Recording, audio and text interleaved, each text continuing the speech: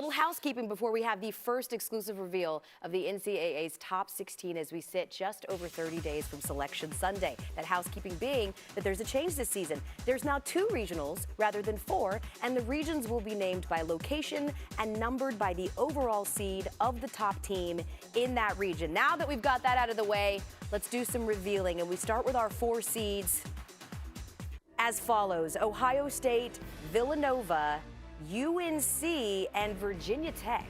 Slightly surprised about Nova's inclusion. They only have 1 top 25 net win, and that's usually a little low for teams in the top 16. A reminder that these decisions were made before any play happened today as we go to the 3 seeds: Maryland, Notre Dame, Texas, and Michigan. The biggest team I'm looking at here is Notre Dame without Darren Mabry. She does so many things for this team. Her shooting, they space the floor, she's gritty, she's tough. Notre Dame will have to be the fighting Irish. They play Louisville 2 more times. They need to fight hard throughout the rest of the season to stay at that 3. Or just lean into the luck thing. That also works. Luck of the Irish. Your 2 seeds are as follows: Duke, Utah, Iowa, LSU. Unbeaten.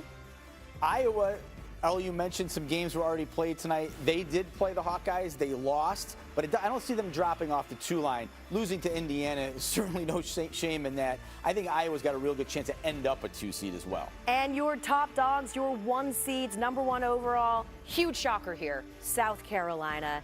We've got Indiana, Stanford, and UConn coming in as your final 1 seed. And we have to note for South Carolina that that is the only team the committee said did not need a conversation when it came to where they were seated. They are the undisputed number 1 seed. No conversation needed. The Gamecocks, it's how they played as of late, and it's their resume. Yeah, 40 straight regular season wins. End of conversation. That's not the end of our conversation, though. What is your biggest takeaway, Charlie, from the first reveal? I wish it was all that easy, by the way. I'm slightly surprised about UConn's inclusion on the 1 line. I don't have a big problem with it.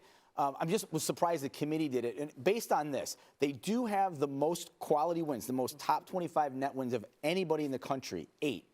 But half of those came with AZ Fudd playing. She's not playing right now. We don't know what her status is, when she will be back. Player availability is part of the criteria that the committee looks at. They didn't quite apply it, I think, as strongly as they have in the past.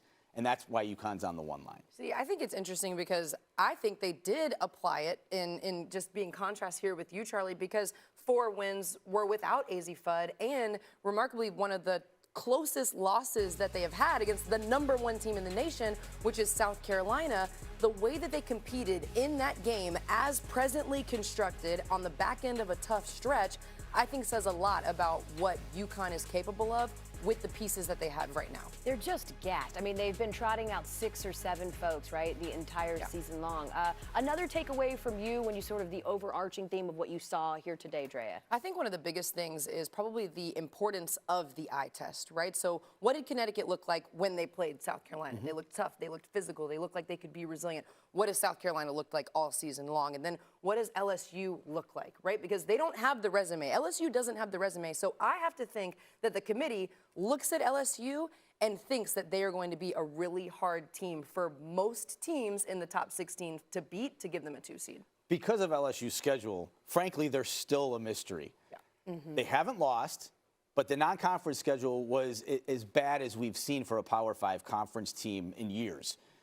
The game against South Carolina on Sunday will end the mystery. We will know what LSU is come Sunday, because right now there's still a question mark to some degree, even though I think a 2 seed is exactly where they should be. Certainly would be a huge measuring stick game. By the way, since expanding to a top 16 reveal back in 2016-17, 89% of the teams that are in the initial reveal have wound up being a top 4 seed. Yet and still, Drea thinks someone could sneak into the fold. We will get to that and so much more on the other side of this as we continue to examine the exclusive reveal from the NCAA. We will get 2 this year, the next one coming February 23rd.